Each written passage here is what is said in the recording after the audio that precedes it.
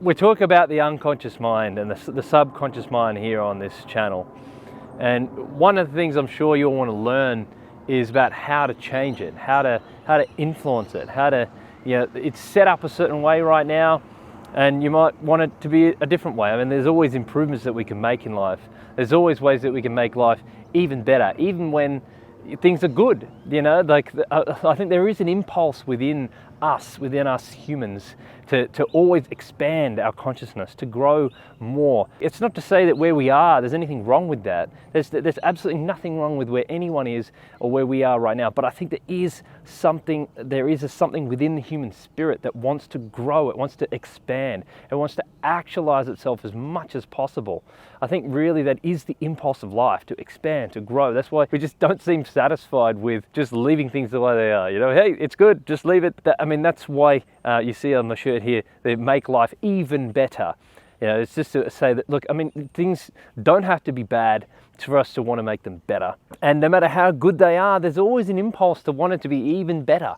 And it's good to know that we can. If there was something within us that was just like, no, we can't make it better, like this is as good as it gets, I think there's something quite very depressing about that. Even if it's good, even if it's really good, there's something that just the spirit dies a little bit when it just thinks, well, that's it. That's the end. There's no more expansion to be had now.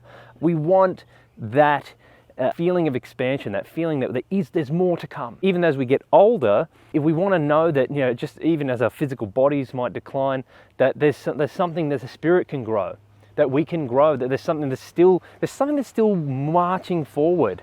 I'm gaining more knowledge, or gaining more centeredness, more spirituality, more connection to others, to myself, to whatever. We want some expansion. We want to make life even better, and we can. And it's good to know that. I'm sure you'd like to know how to do that, right? We talk a lot on this channel as well that you can't force these things.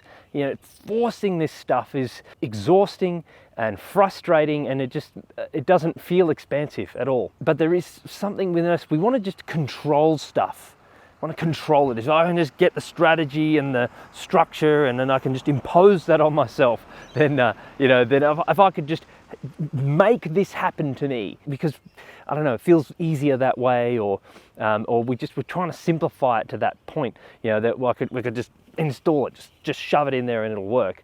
But it's not how it works. How our unconscious mind changes, right, it's not with this, we just learn this new idea and then all of a sudden we can just start implementing it immediately and it's right and deep. Anything that we learn consciously is, whether it be an idea or a structure, of how to do things, a plan, it's always at a very surface level of consciousness. It's not very deep, and for it to go deep, for it to get deeper, it takes time. And like I've said before, it's a planting of a seed. Any good idea and a conscious idea, you go, yes, that makes sense. And that's the planting of a seed. And then for you to start really having that burrow its roots deep into your unconscious and into your subconscious structures, that requires time. When you think about roots growing, you've got this idea that's really impacted you. That's the planting of the seed. That hasn't changed anything, but that seed planting, then you take it out into the world. And then you apply the idea, or you're just watching to see how that idea is happening in the real world. And then as you see it, you start to notice, that is how it works. And you start to see it more and more. And then the seed grows. That idea is now growing and burrowing in as you experience it in the world. So say you've come to the realization that it's actually only the subconscious changes that make any difference, right? And then you go, that really makes sense. And then you take that out in the world and you see, every time I've learned something, it hasn't made a difference until I've really gotten it down deep. And then as you see it happen more and more, then you're looking for how your subconscious mind works. You're looking for how you can, what are the elements of the subconscious that I can be working on, rather than just trying to find some new trick or tactic, and then and it's the more that you notice that it's true, the more that you see it in the world, it becomes more and more a part of you, and then it's more and more natural and it flows from you. When you talk about osmosis, it's something that's done gradually without any obvious effort. right? Something that you just, when you're hanging around something or someone, then it just tends to become a part of you. They say, average out the 5 closest people to you, and that's you, right? And they say that because it's like, they say, what you think about, you become. Who you hang around, you become. And I said I used those two by saying what you think about and who you hang around. It's because inevitably who you're hanging around is who you're thinking with, and then you're influencing each other. They say an idea that makes sense to you. You laugh about a certain thing. It's like you're agreeing and disagreeing, and you're sort of creating your ideas and your experience with people. And then you inevitably, as well, if you're close to someone, you're obviously connecting on certain ideas, and then you bring new ideas to each other, and you're evolving your own sense of self and yourself in the world just through your conversations with people. And so you wouldn't be connecting with these people if there wasn't something that you were agreeing on and there was some life to, and that you were getting some life from. So you can't not be influenced by those around you. And you can't not be influenced by the ideas around you. You even by disagreeing with something, you're becoming the opposite of that. And it's the ideas and the thoughts and the feelings and the environments and the people that you're around that just naturally, by osmosis, it just passes through that semi-permeable membrane, and it just by being with it and near it, it just passes through you and into you and out of you, and you're influencing what's outside of you, and what's outside of you is influencing what's inside of you. So just being around ideas, being around people, being around the things you look at, the things you listen to, the things that are in your environment and in your world are just naturally becoming a part of you, and you are becoming a part of them. So what you choose to put inside your mind, what you choose to have occupying the space of your thoughts and your feelings, it naturally flows out into the world as it influences who you are becoming, and then that obviously has an outflow into the world, in your behaviors and your interactions, and then your results in life and how happy you are with those results.